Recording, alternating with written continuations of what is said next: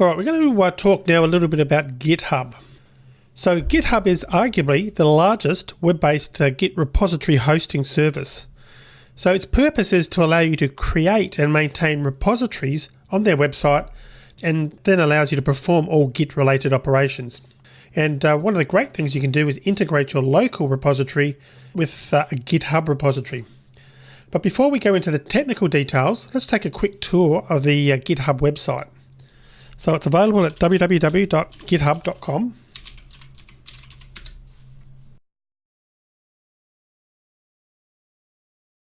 As you can see here, it's home to millions of developers using GitHub to build personal projects, support their businesses, and work together on open source technologies. Now, you can create a free account, and we'll be doing that in the next video on GitHub, by either filling in and submitting the form to the right here of the landing page, or you can click on the sign up green button in the top right hand corner of the screen to do the same thing. And obviously, if you've already got an account with GitHub, you'd know how to log in. You click on that sign in button in the top right hand corner. Now, you can search for anything that interests you on GitHub using the search box up there in the top. For example, you can search for repositories right here. I could type in Android, and I could find repositories based on Android. And you can see there's a huge number of results there. Repositories 414,000. Incredible. Right, so let's click on this personal link to continue.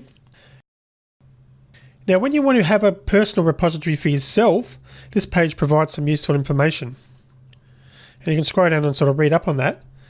Essentially, GitHub's home to all sorts of repositories, ranging from hosting a simple, quote-unquote, hello world type of program to some of the most popular apps used around the world. Right, so scrolling back up, click on open source.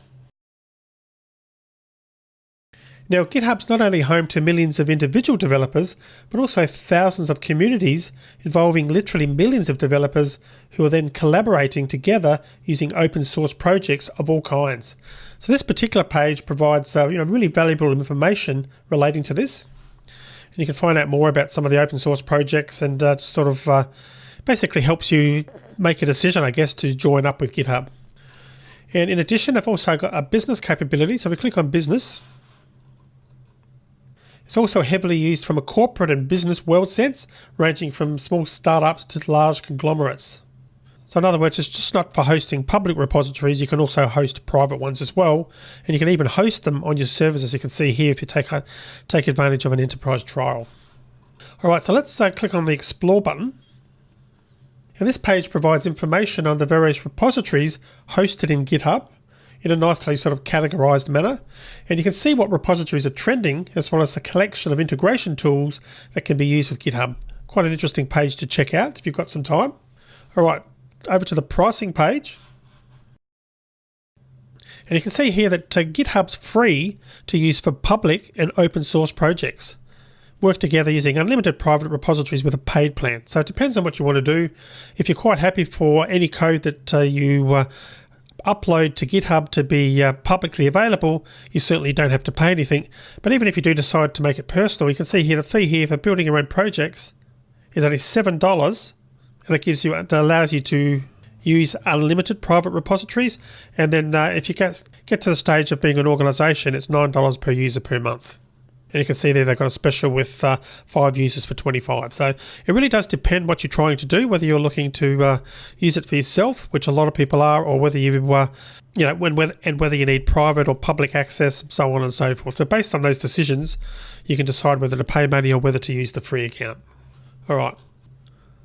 Now, there's also a blog over here. So if I click on blog, that's a really great source of information relating to GitHub.